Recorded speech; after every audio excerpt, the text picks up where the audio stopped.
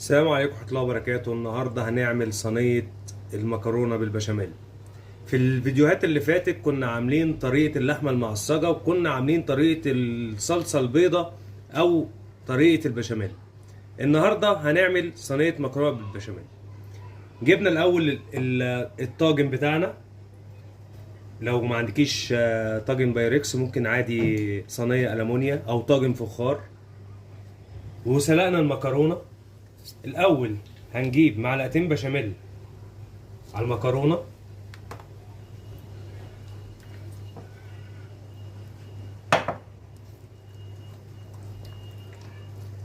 قلبيهم فيها كويس جدا.